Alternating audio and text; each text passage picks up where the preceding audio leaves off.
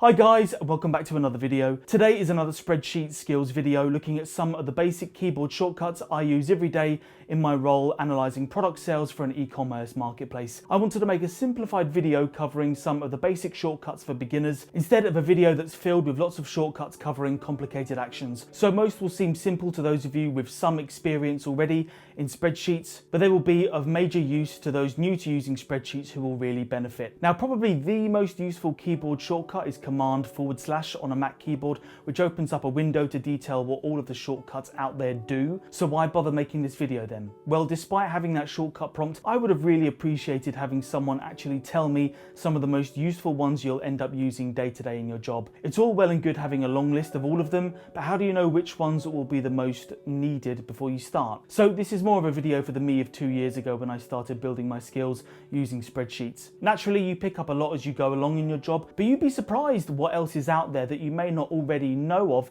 even if you've been using spreadsheets for a while. So for all you beginners out there, hopefully by the end of this video, you'll look like a spreadsheets pro in the office. I'll be covering all of the following in Google Sheets using a Mac keyboard. So let's get into the video. Okay, so you're likely already aware of the simple shortcuts you'll use outside of spreadsheets in everyday life, like copy and paste. That is Ctrl+C to copy, then Ctrl+V to paste. That's pretty self-explanatory when using them in spreadsheets for easily selecting values in cells, then putting them somewhere else. But in the scenario where you want to move the data from one place to another completely, instead use Ctrl+X to copy, then Ctrl+V to paste, and this not only fills the cells where you'd like the data to go, but also removes it from where it's come from previously. Otherwise, you have to go back and delete the data you've just pasted from the place you don't want it to remain. Really useful. Now, knowing that you might paste or delete data incorrectly, or do anything you'd like to then undo, enter Command+Z to undo your previous action, rather than heading up to the toolbar and selecting the arrows and selecting undo that way.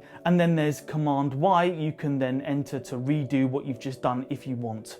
One of the most basic shortcuts that when I started learning how to use spreadsheets, I didn't instinctively start doing is Ctrl+Shift+Down. In spreadsheet tutorial videos, I'd see people selecting the data vertically down really quickly, but not thinking to mention what shortcut they were using. This immediately selects all the cells containing a value below your current selected cell. Sounds simple and easy, but I didn't realize this when I started, so I'd literally do it the manual way, even with a large data set, and drag my cursor all the way down until I had the range I needed to select. Now it's second nature to me, but if you do what I did when I started, it quickly reveals just how little experience you have using spreadsheets when you start.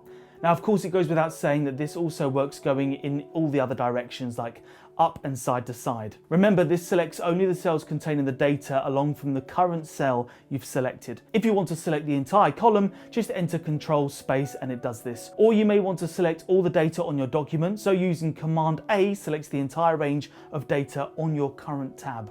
So you'll regularly need to check if a certain piece of data appears in a data set. In the context of my job, this may be a unique product code for an item that's being sold, in which case I'll select Command+F, which opens up this find box for you to enter the value you're searching for. Then enter Command+V to paste what you're looking for if you already have something copied, and this will locate that specific value in your document if it exists somewhere in your data. This is really handy, and I regularly use this shortcut to find information.